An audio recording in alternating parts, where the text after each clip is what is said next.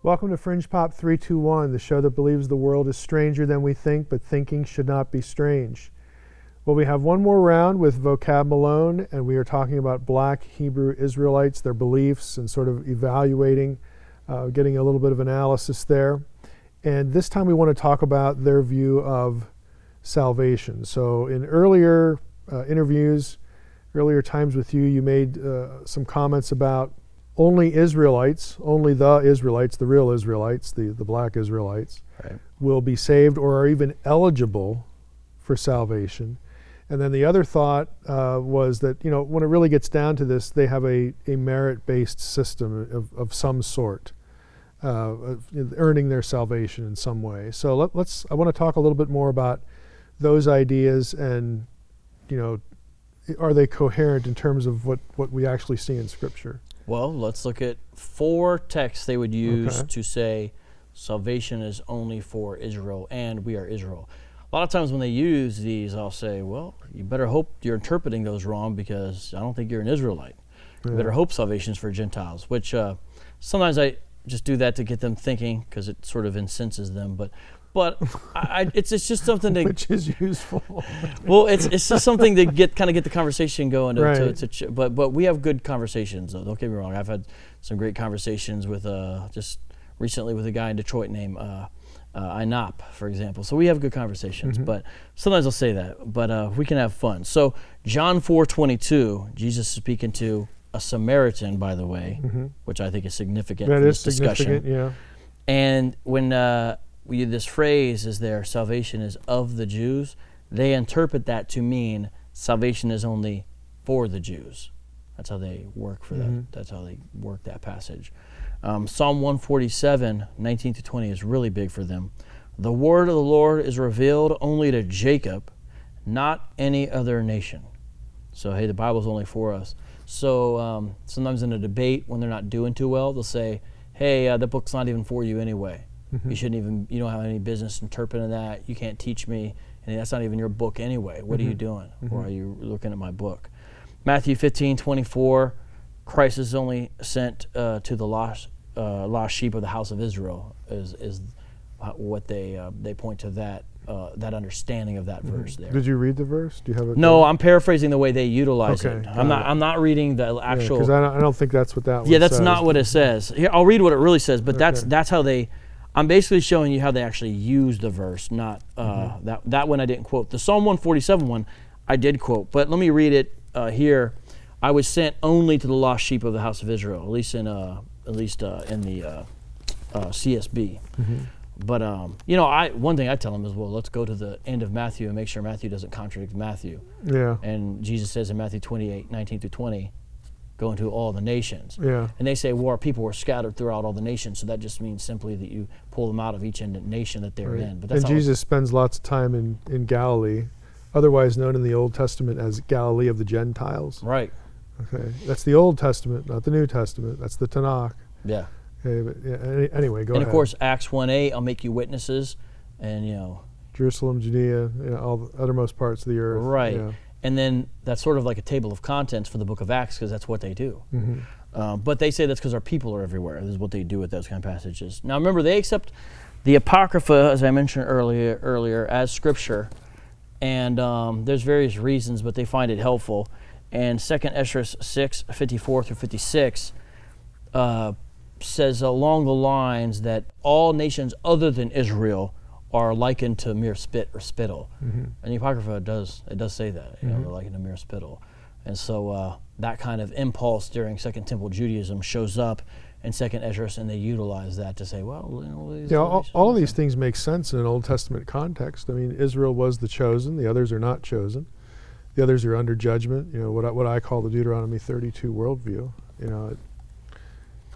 Of course, again, but does that situation stay that way is really the more important question, because you have I would be curious, what do they do with Isaiah 66? Right. Where you have people among the Gentiles who wind up again in the vision of the future being priests in the temple of Yahweh. I mean, that doesn't seem to go very well with what we're talking about here. Or the passage I read during the break, Isaiah 19. Oh yeah. What do you think of that? Like that's. Yeah. I think that's significant. You got this prophecy, Isaiah, and he's saying that there is going to be worship taking place in Egypt of Yahweh as a covenant God, and speaks also of this 3-part alliance of basically Yahweh's people there. Let me just read this last verse. Isaiah 19:25.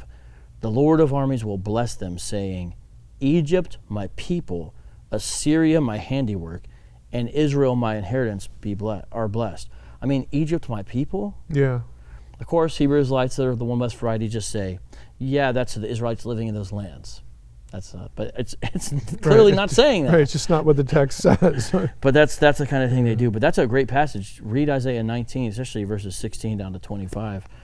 But that's the kind of thing they do. But I also think don't you think we have counter examples of this even in the pages of the Old Testament? Well, you have the Abrahamic covenant. Yeah, and what it's all the supposed to nations mean. will be blessed, through Abraham and his seed. Yeah, and I don't think It's going Genesis into slavery or bondage for all eternity, like I think other nations will. I don't think that's being blessed. Right. Not only that, but they'll sometimes say, well, if other nations can be saved, look at the book of Revelation, which of the 12 gates will you enter into? Because it's the 12 tribes of Israel is the idea, and there's no place for you to enter. Do they realize that those 12 tribe passages in the book of Revelation don't actually include all 12 tribes? Sometimes we ask them that, and they have these whole explanations to get around it, but they're never very good explanations. So they don't always realize it. Sometimes they don't believe it when you tell it to them. Like, where's this tribe? Why is this list irregular? Yeah. And you show them, and then they come up with some explanation. But you also have, sometimes they'll say in response, which one's Enoch going to go through? No, Enoch's not a tribe, so. Right, but where would he go? They'll say, well, sometimes I've heard this, he was a proto-Israelite. No joke. Proto-Israelite, so, So you hear that as an answer to why some of the tribes are missing? No, I hear that. I was saying how sometimes in response they'll say things like, which gate will you enter into in the kingdom, according to the book of Revelation? Because what they're saying is you're not an Israelite. You don't have a door to get into. I'm tracking. I was saying they'll say that sometimes in response. They're saying you don't have a door to get into, and I'll say, what door is he not going to go through? I mean, not what door, but which door? And Job. Gate? I mean, Job is from the Transjordan, where all those awful, icky. Well, the Chinese and the Japanese. Or yeah. Well, Job's interesting because I think it's the Septuagint larger reading, and I think there's evidence I don't know about in the Targums, but there's I'm not saying it's in the traditional Hebrew text, but in like Septuagint, there's this like extra chapter or some extra material in Job, and it says he's an Edomite in there. I'm not saying that's necessarily canonical, but I don't know if you're. They don't like that, of course, as well. But there's that there. Yeah, you got Noah, but even during Israel's day, you have Caleb, you have Ruth, you have Uriah the Hittite. There's a list of people. Yeah. You have even Naaman. Even Bathsheba too. In Chronicles, her name is Bathshua, which is a title of a Canaanite person elsewhere. I mean, there are non-Jews, sort of lurking in the. Some of them are pretty transparent. Some of them aren't so transparent. And there's rules for them in the Old Testament, and a lot of the rules. Rahab. Why was Rahab allowed into the community? Yeah, exactly. I mean, what they do is just turn them all into Israelites living in foreign lands. That's what they have to do with it. But there's rules, and a lot of the foreigners living among them, if they're really going to be part of the community, took part in the feast days. There was a lot of fairness in the way it's supposed to be applied if they're hanging around. So you have that, but then it gets even harder for them when you get to the New Testament. How are you going to limit salvation to only Israel, especially in the New Covenant? It's even, I think, more explicit. But the Abrahamic promise is getting played out in real time. And the first one, of course, at least in the New Testament, I mentioned earlier, you got the Ethiopian eunuch. And so you see it in Acts. Then, of course, the ruling in Acts 15. Sure. You have this situation where, what do we do with all these Gentile converts? And it's like, don't put all these burdens on them. Just don't do this stuff, and we'll be okay with you. And then James quotes this passage from the Old Testament. Then he reapplies it. It's like some of the Hebrewites just say James went off there in the ruling. Yeah. Are you saying that the answer isn't? Oh, they're not really Jews. either they're not really Jews or they're not really believers, or they're Jews anyway, so don't worry about it. I mean, some say James went off. It just Tahar seems from like GMS a convoluted literally thing to do. says James went off. Yeah. Some used to teach back in the day that the Gentiles who thought they were getting included in the community were getting the trick bag. And so there's something developed called the trick bag doctrine. And the trick bag doctrine taught that part of the... It is memorable, right? It's an old school word that means a situation that appears favorable, but it's actually a trap. That's what a trick bag is. So it's a lie? Yeah, it's a trick bag. You know, so Cornelius in Acts 10 got the trick bag. Was the older teaching of the school. Some of them taught Acts 15 was a trick bag situation where Cornelius might have even been in the room, for example, and basically James is like winking at the other apostles. So why wasn't that a lie? Why do they not care about their believers, the Jews that are being saved, and they're lying to the Gentiles? I mean, to me, that sounds like Islam. Well, yeah. So you're talking about taqiyya. You're talking about permission to lie. I feel like I've seen some of that behavior with Hebrew Israelites. So when you get with some Hebrew Israelites, there's honorable men and women among them. So I'm not doing that, but I feel like it's almost like anything is justified when it comes to people they perceive as the other. There are groups that operate that, and I've seen it happen. To Zariak, we had the agreed situation for a debate discussion we were going to have on his radio show. And it was all in email, and I called him, and we talked about it. And then when I actually called, just changed it all, and didn't abide by anything he said he was going to do. And that kind of stuff happens all the time. Sakari has done that to some of my friends a bunch of times. So some of these guys are that way. They're really like that. But here's the big one in Acts, I think, that really is a problem for the Hebrew Israelites. Shout out to my friend Faithful to God. He likes to bring this passage out. It's when Paul's before Agrippa. And Agrippa says to Paul, hey, are you going to so quickly make me a Christian? By the way, it's important that he says, a Christian, because some of them don't like that word. And Paul says, I wish before God. So other translations say different ways, but you get the sense of Paul prays to God for Agrippa's salvation. Agrippa is a descendant of Herod. Herod's of Idumea. Herod is an Edomite. Agrippa is an Edomite. And yet Paul's saying, I wish for your salvation, that whether easily or with difficulty, not only you, but all who listen to me today might become as I am. So I'm going to stop right there. There's one more part. So Agrippa, I want you to be saved just like I am. I pray for this. I hope it happens. And everyone inside this room, the Hebrew Israelites think everyone in that room was a Hebrew Israelite. And here's what's so crazy. It goes totally against their eschatology. He says, become as I am, except for these chains. The opposite of the one West hardcore bondage for the nation eschatology, because that's what they teach.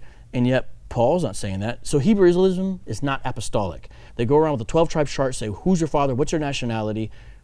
That's not what the apostles and the disciples did in Acts. Yeah, it's exactly the reverse. It's an inversion. Yeah. Yes, and so it's not an apostolic religion at all, and it's something that flips a lot of clear, plain New Testament passages on its head, like John 3:16.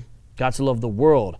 They go to a passage in John 17:9 to say world doesn't, where Jesus says, I pray not for the world, and they take that, then they argue that John 3:16 must be referring to a more limited world. Then they go back to Isaiah 45:17 and try to put two places together and say Israel is a world, is what they do. Then they go back to John 3:16 and say, so the world here means the world of Israel. What about the contrast in something like Romans 1:16 through 18? The gospel is for the Jew first, and then also for the Gentile or the barbarian. They take that as the non-Jew. They take that as not as the non-Jew, but it's first for Israelites living proper in their culture and way of life, and second to the Hellenized Jews. Right. So basically they just make it say something totally different. Yeah, because there is a word for Hellenized Jew, and it appears in the situation with the giving of the distribution of the food to the Hellenized widows. There's Greek words to describe this, and so that would be the word to employ, but they make Gentile literally be an Israelite, or a lot of times scattered Israelite in a Gentile state of mind. And the question I've asked them is, when contextually do you know which way to determine, because anything damning to the Gentiles, they say it's actual Gentiles. I'll say contextually, how do you know which way to go? I never heard a good answer other than they'll say, well, don't you believe in context? That's where they flip us, accusing them of they say, it's contextual. But we all know, who deal with them, the real answer is whenever it's favorable towards them, it's real Gentiles. Whenever it works for them. Whenever it's actually Israelites who are in a Gentile state of mind. Whenever it's judgment or condemnation, then it's actual Gentiles. That's the answer. What really strikes me is, one of the Greek words for Gentiles is ethne, the nations. Yeah. And if you take that back to the Old Testament, to the Septuagint, you get all these nations that are disqualified for salvation. It's the same word. So, and it's not like just once or twice, it's dozens of times. Right. So it's very clear what the ethne are. It's these non-Jewish nations. It comes right out of the Old Testament. I've heard them say, well, Israel's a nation too, so this could be Israel. They'll say it's not even a word Gentile, it's ethne. Ethne can be our nation.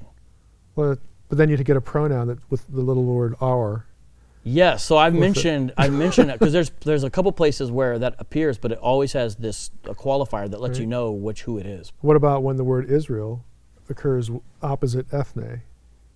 I don't know. Where's that happen? Well, it's just Septuagint. Oh, you mean opposite to show that's two different things? When they're paired, they're two sides of something. They're different. Is the point? They just say these are are Israelites in a scattered. Scattered Israelites in a Gentile state of mind. But yeah, right, a Gentile state of mind. So basically, we're back to we're reading text that isn't there. Is kind of where it's at. Yeah, and if we say that again, that's where they're like, well, the book's not for you anyway. You're not meant to understand it.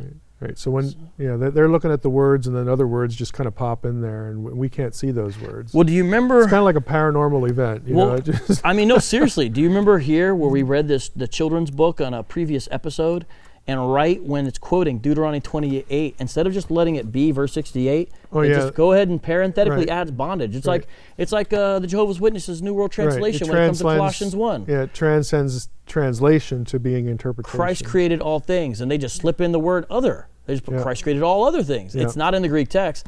You look at the New World Translation on the Greek side, and other in Greek is not there. But they just go ahead and insert it right there in the English, like it belongs there. I guess if it works, Yeah, but I appreciate you having me on, but I do got to say one thing. I don't think I ever want to come back to your show. Why? I got to tell you why. Sure. Your alien stole my hat and glasses. And I just don't want to put up with that kind of behavior. That Kangol costs a little bit of money, man. See, and you only noticed it now? I was wondering where it went. He's really good. He's got my glasses. I couldn't read any of these books. He's got my Kangol on. He just went ahead and I feel totally probed right now. You can take his underwear when we're done. His underoos? Yeah, I saw those. I'll let him keep those. There might be some things in there I don't want to discover. You had an unusual interest in that earlier. Anyway. That was a close encounter of the third kind. I want to end the episode right there just to get you with that. All right, well, thank you for being with us. We did a lot of episodes, a lot of segments. I think this is going to be really instructive for our audience. I know I learned a number of things just sitting here talking to you. So thanks for coming out and being part of Fringe Pop. Thank you very much, Dr. Heiser. Yeah, absolutely. And thank you for watching Fringe Pop 321. Again, go to our website, fringepop321.com. You can get information about this episode and all of our episodes. And if you want to support what we're doing at Fringe Pop, please go to fp321.com/S, as in the letter S, and make a donation. It helps us keep doing what we do. And come back and watch more episodes because what you know may not be so.